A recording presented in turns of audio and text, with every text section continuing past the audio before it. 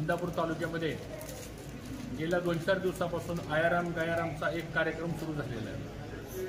काही लोक पक्ष सोडत आहेत, काही लोक ह्या पक्षातून त्या पक्षात जात आहेत, काही नेते मंडळी तिकडून तिकडे जात आहेत, तिकडून इकडे येत आहेत। आणि ज्यांना ज्यांना मी माझ्या 30-35 वर्षाच्या राजकीय कारकिर्दीमध्ये आमदार असताना, मंत्री असताना आम्ही ह्यांना पदं दिली, ह्यांना मान सन्मान दिला। 15-15, 20-20 वर्ष आम्ही ह्यांना मोठमोठी पदं दिली, तालुक्याची 2 नंबरची पदं दिली आणि तालुक्यामध्ये ह्यांना मान सन्मान मिळाला। ह्यांची ओळख तालुक्यामध्ये आमच्यामुळं, कार्यकर्त्यामुळं आणि पदामुळं निर्माण झाली। आणि आज ही माणसं कालपर्यंत आमचा प्रचार करत होती, काही माणसं तर आमच्या प्रचारामधनं सोडून जाऊन काही लोकांनी प्रवेश केला। म्हणजे मलाही आश्चर्य वाटलं की आता निवडणुकीमध्ये, ऐन निवडणुकीच्या तोंडावर अशी काही लोकांनी प्रवेश केला, म्हणजे फार मोठं मतदान त्यांच्या मागे गेलं असं मानायचं काही कारण नाही। आज तालुक्यामध्ये मला एकटं पाडलं जातंय, आज माझ्यावरती व्यक्तिगत हल्ला केला जातोय। आज मी आणि आमच्या कुटुंबाचा प्रत्येकजण भाषणामध्ये उल्लेख करायला लागलेला आहे।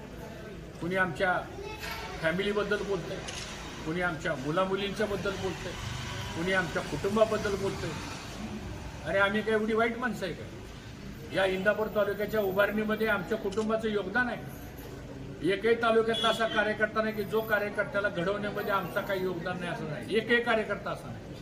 आणि आज तुम्ही आमच्यावर हल्ला करता आणि घर फोडाफोडीचं राजकारण ते कुणी सुरू केलं? जे कोणी असतील त्यांना मला सांगायचंय, निवडणूक काय उद्या 20 तारखेला होऊन जाईल, निकाल काय लावायचा ती जनता निकाल लावेल। पण ज्या पद्धतीनं तुम्ही ह्या इंदापूर तालुक्याची संस्कृती उद्ध्वस्त करताय, नीतिमत्ता उद्ध्वस्त करताय, तत्व उद्ध्वस्त करताय, अशा लोकांना जनता थरा देणार नाही। ठीक आहे, आज आमचं 4 लोकांचं कुटुंब नाही आहे, अख्खा इंदापूर तालुक्यातला जो स्वाभिमानी कार्यकर्ता आहे, जनता आहे, ते आमचं कुटुंब आहे।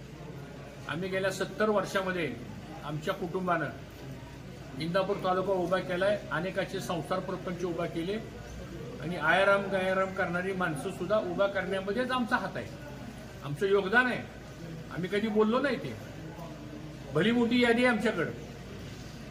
शेवटी ह्यांच्या निवडणुका, ह्यांना निवडून आणणं, ह्यांना पदं देणं, बरं कोणची पदं द्यायची राहिली? आता ह्यांना द्यायचं तरी काय? आता अजून म्हणजे होतं नव्हतं तेवढं सगळं दिलं, आता राहिलेलं माझं घर आहे ती सुद्धा मला वाटतं ह्यांच्या नावावर मला करून द्यावं लागेल आता। म्हणजे इतकं देऊन सुद्धा जर आज ही माणसं आम्हाला विरोध, ठीक आहे एखाद्याला नाही आमचं पटलं, मग हे आताच कसं काय आलं पळून? अगदी 8-10 दिवसावर मतदान आहे आणि आता मात्र तुम्ही अशा प्रकारची भूमिका घेताय। ठीक आहे, इंदापूर तालुक्यातली जनता बघते। बरं झालं, मलाही आता कार्यकर्ते म्हणायला लागले, भाऊ बरं झालं ही माणसं गेली, कारण तुम्हाला भेटायचं म्हणलं तर ह्यांचाच अडथळा असायचा आम्हाला। तुम्हाला भेटायचं म्हणलं की ही तिथं जवळ असायची बसलेली, आम्हाला तुम्हाला काम सांगता येत नव्हतं, आम्हाला तुम्हाला बोलता येत नव्हतं। बरं झालं आता मोकळी झाली आणि मलाही बरं वाटतंय आता, कारण आता नवीन नवीन तरुण पिढी आता आपल्याला राजकीय क्षेत्रामध्ये आणावं लागेल। जसं पवार साहेबांना सगळी सोडून गेली महाराष्ट्रामध्ये, पवार साहेब नाही डगमगले, जसं आता मला जरी कोणी सोडून गेलं तर इंदापूर तालुक्यातली जनता ही काय माझ्या मागे राहणार आहे? कारण आम्ही सत्याचा मार्ग शोधतो, आम्ही कधी वाईट वागलो नाही, आम्ही कधी कोणाचं नुकसान केलं नाही, आम्ही कधी कोणाची घरं फोडली नाही। प्रत्येकाची घरं मोठी आहेत, लहान घरातला कोणीच नाही, प्रत्येकाची घरं मोठी आहेत। आम्ही नाही कधी कोणाची घरं फोडली, आम्ही नाही असं कधी कुटील राजकारण केलं, आम्ही नाही असं कधी फसवाफसवीचं राजकारण केलं। मला असं वाटतं इंदापूर तालुक्यातली स्वाभिमानी जनता ह्या सगळ्या गोष्टी बघतील